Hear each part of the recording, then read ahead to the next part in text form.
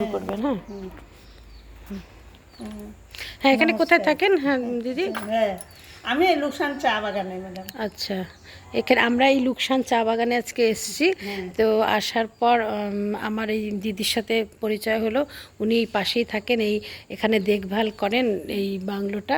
তো ওনার সাথে পরিচয় খুব ভালো লাগলো। সবথেকে বড় কথা যে এরকম একটা মানে এরকম একটা প্রত্যন্ত জায়গায় চা বাগানে তো অনেক প্রতিকূলতা, অনেক অসুবিধাও আছে না এখানে।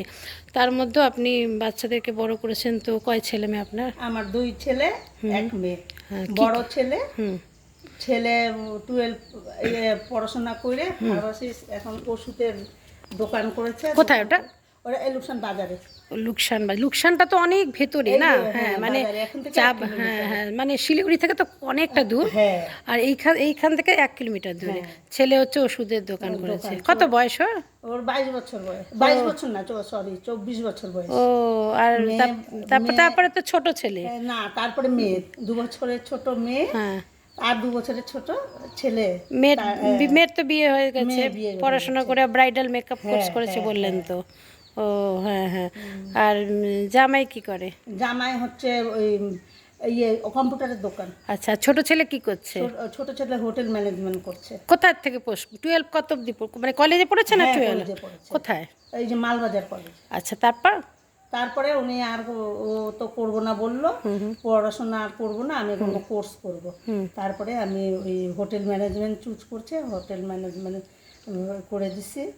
ওখান থেকে এখন তিরুপতিতে হোটেল ম্যানেজমেন্ট করছে, করে এখন বাড়িতে আসছে বিদেশে যাওয়ার জন্য।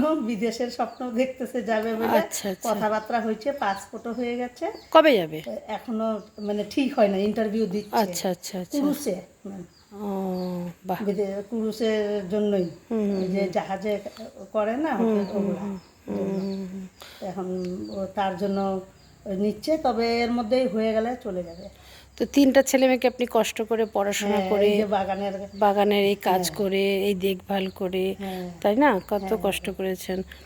তো দেখো এখানে কত সুন্দর আমরা একটা বাংলোতে এসেছি। এখানে মাঝে মাঝে আসলো, আমার আসা অন্যান্য বাগানে গেল, এই চা বাগানটাতে আমার লুকসান চা বাগানে আমি এসেছি আগে, কিন্তু ভেতরে কখনো আসিনি, এই বাংলোটাতে প্রথম।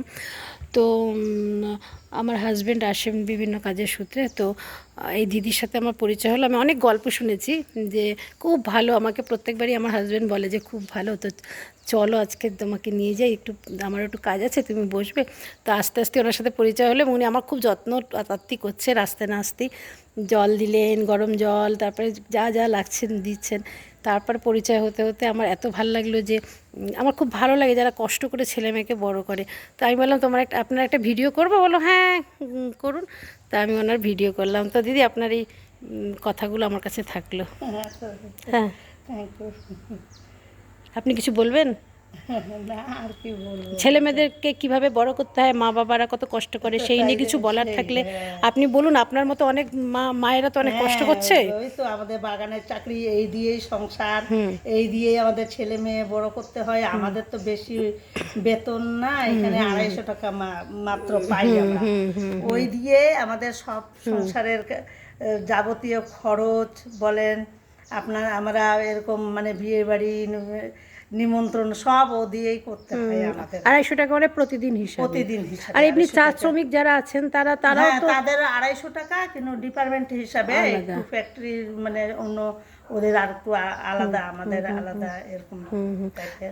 আমার একটা উপন্যাস আছে কমলা লেবুর রস নোনতা। তো ওই উপন্যাসটা লেখার সময় বিভিন্ন চা বাগানে গিয়ে ওই চা শ্রমিকদের সাথে মিশে ওদের জীবনের গল্প শুনেছি, এবং ওরা অনেক কিছু আমাকে বলেছিল। তো তখন দেখলাম যে কত কষ্ট করে ওদের জীবনের প্রচুর কষ্ট। হ্যাঁ, থাকারও তো ঠিক বন্দোবস্ত নেই। একসময় তো চা বাগানগুলো যখন বন্ধ হয়ে গেল তখন তো ওদের অবস্থা আরও খুব খারাপ হয়েছিল। তো এখানকার যারা চা শ্রমিকের ছেলে মেয়ে আছে তারাও তো পড়াশোনা, হ্যাঁ পড়াশোনা শিখছে এখানে। তারাও ওই সারাদিন চা বাগানে, মারা চলে যায়, বাবারাও চলে যায়, তা সত্ত্বেও ওরা ছেলে মেয়েকে যেইটুকু সময় পায় ওইটুকু সময় দিয়ে ছেলে মেয়েকে মানুষ করছে এখানে। এখন ওই চায়ের গুলো এগ্রিকালচারে পড়াচ্ছে অনেকরাও, এখন আদিবাসীরা হয়ে ম্যানেজমেন্টে কাজ করে করে বাগানে এসে ম্যানেজমেন্ট করতেছে।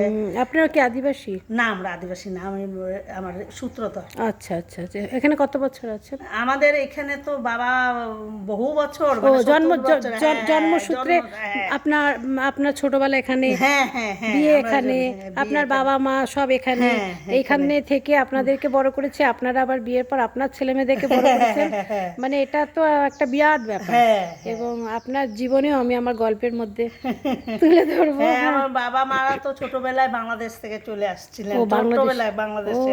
বাংলাদেশে কোথায়? বাংলাদেশে আপনার ঢাকা ও ডিস্ট্রিক্টে এইদিক থেকে ওইখান থেকে চলে আসলেন, আইসে এইদিকে মাকেও, তারপরে বাবা প্রথমে আসছিলেন, বাবা ছিলেন কত কিছুদিন, তারপরে বাবা গিয়ে আবার মাকে বিয়ে করে নিয়ে আসলো, মা ছিল।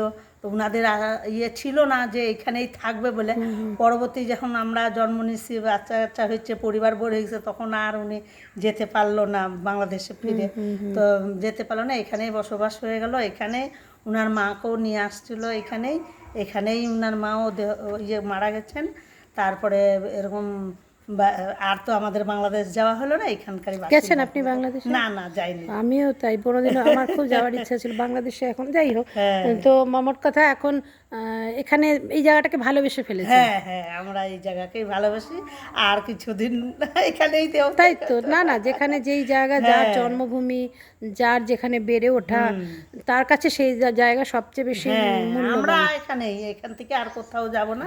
এখন ছেলে মেয়েদের কথা, ভবিষ্যৎ তো চিন্তা কর, এখন ওরা থাকবে কি থাকবে না, না ওটা না, আমরা ছেলে এখনো মেয়েদের জীবন তো ছেলে মেয়েদের, তাদের হ্যাঁ। জীবনের মানে জন্ম দিয়ে দেওয়া মানেই তো তাদেরকে আটকে রাখা না, না। তাদেরও তো একটা জীবন আছে না। এখান থেকে আপনার বাড়িটা কত দূর? বেশি দূর না, 10 মিনিট। এখান থেকে দেখা যায় না? না, দেখা যায় না। আচ্ছা আচ্ছা 10 মিনিট। ম্যানেজার বাংলোটা দেখলেন না এখন আসার সময়, ম্যানেজার বাংলোর সামনে। আচ্ছা আচ্ছা আচ্ছা, ঠিক আছে, ঠিক আছে দিদি, হ্যাঁ, ভালো থাকবেন। আমি এটা হ্যাঁ, রাখলাম, হ্যাঁ, হ্যাঁ, ভিডিওটা ঠিক আছে। ইউটিউবে আমি দিয়ে দেবো। ঠিক আছে। খুব সুন্দর।